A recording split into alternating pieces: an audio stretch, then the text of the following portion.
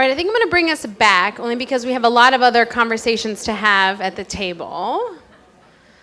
And so for folks that feel comfortable in sharing what you brought to the group or what was true for you, I'm happy to take feedback or information from the group. And then Beth/others, can you help write and reflect what we're hearing from the group? I put up a couple different kind of examples or realms to think about: physical, emotional, or mental. I think safety can look any number of ways for folks, but what are some things that came up either for you or in conversation at your table?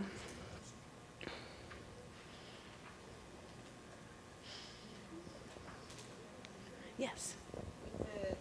Some things that came up for us was literally what a safety looked like, a security system, having strong brakes on your car, being able to go about your business about.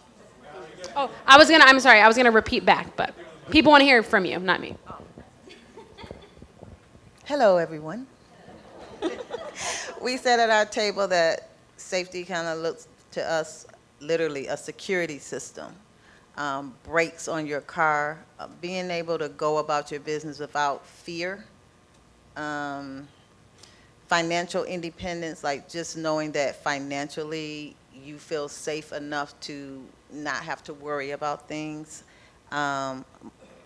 Being able to move around in your day-to-day environment without feeling like you will be attacked or robbed. I think those were the ones that we came up with. Thank you for sharing. Thank you for reminding me to give the microphone so that people can have their own voice be shared. Yeah, Holly. Okay, Chad could go because he probably doesn't need the microphone. But here are a couple of things that we came up with. One is 2 points, meaning a sack in the end zone. Can you tell we have sports fans? Something prevalent at our table was out of harm's way, and knowing that your loved ones are tucked in safe at home and you can relax. And for emotional safety, there's something out there that can hurt a loved one that you can't control. Did I capture that? Okay.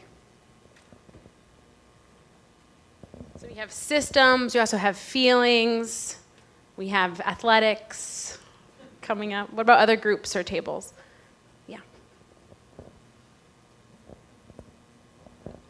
One of the things we discussed was comfort. If you're feeling safe, you're feeling comfortable, you are probably physically not feeling any effects of an issue. But if you are dealing with a situation or a person and you feel your anxiety rise, or you just get that instinct that this may not be a good situation, that obviously tells you that perhaps this is not safe. Even if it's a little tiny feeling, pay attention to it. So recognizing and acknowledging that feeling, and then sometimes I would say even pressing on that feeling. So why? Like why? And why is this coming up for me? Yep. So what we came up with, we were talking about, has to be like an interpersonal thing, because it's kind of like you get this false sense of safety.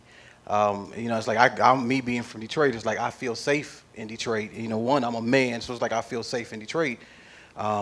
And because I grew up there, but a lot of people on the outside would be like, oh, I don't feel safe in Detroit. Even my kids who didn't grow up in Detroit may not feel safe. But then, it was brought up about Sandy Hook. It's like you could be in another area where kids are going to school, parents are dropping them off, they feel safe, and then something happens. So it's like a false sense. It's one of those false sense where really the safety is individual to that person. It's like you may feel safe over here where somebody else may not. You may feel safe in this environment where somebody else may not. So it was, that's what we came up with. It's like more having to be a self-inner, thing.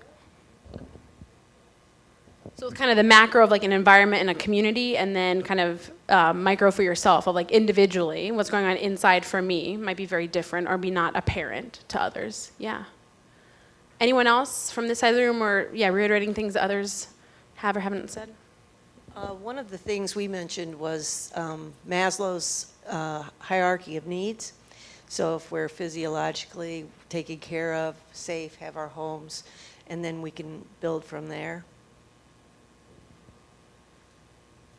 So again, feeling safe like in your emotion, your person, kind of your mind, that then once that happens, that need has been established and met, other things can happen, like learning or relationships or et cetera. Anyone from the back here want to share things? Okay. We just talked really briefly, like safety can also be information, right? So some people who want to know, like, what are the statistics? What's, like when I'm looking or visiting a campus, when I'm traveling to these places, like what do I need to know about my environment? Because that information helps give me context and understanding, perhaps, about the environment that I'm moving into. We pose this question again because I think when we talk about the topic of kind of safety, empathy, and conflict resolution, safety looks any number of ways based upon like the individuals in this room, our context, our experiences, our backgrounds, and it can be in different kind of realms and manifestations of physical, emotional, mental. I know that sometimes if I'm like having a feedback conversation with a supervisor who is a man, I have to just prepare myself for that conversation in a different way because of some of the experiences, right, in my life of what is this one-on-one meeting going to look like? What should I be prepared for? When I'm strapping my kids in the car, right, I get that different sense of safety and I'm planning for different things based upon who I'm with, the context, etc. And again, all of this stuff I think is at play for us and can like ebb and flow in different situations, and the same is true for the students and even our colleagues that we're working with. And sometimes when we feel unsafe, that shows up in our behavior, whether we like understand it or not. And again, same goes for students who are maybe feeling that pressure of, oh, I didn't get the financial, aid that I needed, or I'm unable, like my car's gone, I can't get to campus. And that can then show up oftentimes in behavior. So what's behind that behavior may be a concern related to safety. How it's then presented to us, our campus response then might be a concern related to safety, but it's reconciling those two stories or experiences that is kind of the goal and the narrative of some of the skills that we're going to present today. So thank you for doing that, Ara, Beth. So one last group question. As we move into the skills for conversations, this is going to be a good primer, again, as we talk about ourselves, what we bring to kind of our work and to our personhood. Safety and conversation. So we're going to start our skill building portion by thinking and talking about, again at your table, how did you approach conflict when you were a child? Another way to say this is, how did you get what you wanted when you were a child? What were some strategies or tactics? Okay.